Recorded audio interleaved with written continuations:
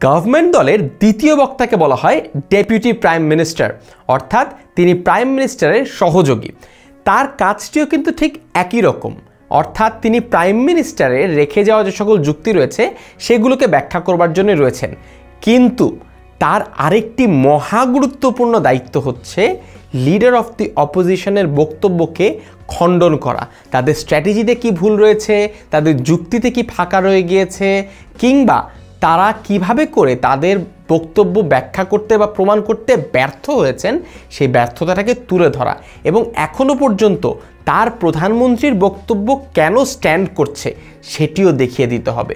অর্থাৎ কিভাবে করে বিরোধী দলীয় নেতা বা লিডার অফ দি অপোজিশনের প্রত্যেকটি বক্তব্য তার প্রধানমন্ত্রীর বক্তব্যকে খণ্ডন করতে ব্যর্থ হয়েছে সেই জিনিসটি তুলে ধরবেন ডেপুটি প্রাইম মিনিস্টার। অর্থাৎ এতক্ষণ লিডার অফ দি অপোজিশন যা বলেছে তা আসলে কোনো কিছুই দাম ছিল না, বরং আমার প্রাইম মিনিস্টারই শ্রেষ্ঠ, আমার প্রাইম মিনিস্টারই সেরা। মনে রাখবে, এই কথাটা কিন্তু কেবল মুখে বললে হবে না যে উনি যা বলেছেন ভুল বলেছেন, আমার প্রাইম মিনিস্টারই শ্রেষ্ঠ।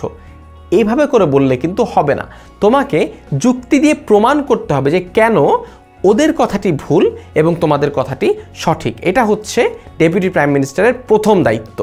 দ্বিতীয় যে দায়িত্বটি সে করবে তা হচ্ছে তার প্রধানমন্ত্রী তাকে যেই দায়িত্ব দিয়ে গেছে, অর্থাৎ যে সকল যুক্তি তার ব্যাখ্যা করবার কথা সেই যুক্তিগুলো সে ব্যাখ্যা করবে। ধরো প্রধানমন্ত্রী বলে গিয়েছে যে পশ্চিমা সংস্কৃতির সাংস্কৃতিক দোষগুলো কি, অর্থাৎ বাংলাদেশের সংস্কৃতিতে তা কী কী প্রভাব ফেলছে। তোমাকে সে দায়িত্ব দিয়ে গিয়েছে বাংলাদেশের অর্থনীতিতে কি বাজে প্রভাব ফেলছে পশ্চিমা সংস্কৃতি, সেই জায়গাগুলি তুমি তুলে ধরবে। অর্থাৎ ডেপুটি প্রাইম মিনিস্টার হিসেবে এখন তোমার দায়িত্ব হচ্ছে পশ্চিমা সংস্কৃতির দ্বারা বাংলাদেশের অর্থনীতি কিভাবে করে আক্রান্ত হচ্ছে সেই জিনিসটা তুলে ধরা, এবং সবশেষে অবশ্যই সমগ্র যে বক্তব্যটি তুমি দিলে সেই বক্তব্যটি কিন্তু তোমাকে সামারাইজ করতে হবে, অর্থাৎ তার একটি সারসংক্ষেপ প্রদান করবে। তোমরা দেখতে পাচ্ছ যে প্রত্যেক বক্তাকেই তার বক্তব্যকে কিন্তু সামারাইজ করতে হচ্ছে, অর্থাৎ বক্তব্যের মূল অংশ সারাংশটা আবারও তুলে ধরতে হচ্ছে যাতে বিচারকদের মাথায় থেকে যায় কথাগুলো যে এই ভদ্রলোক আমাদের সামনে কি কি উপস্থাপন করেছেন। দিন শেষে আমরা কি দেখতে পাচ্ছি, ডেপুটি প্রাইম মিনিস্টারের মূলত অল্প কিছু কাজ রয়েছে।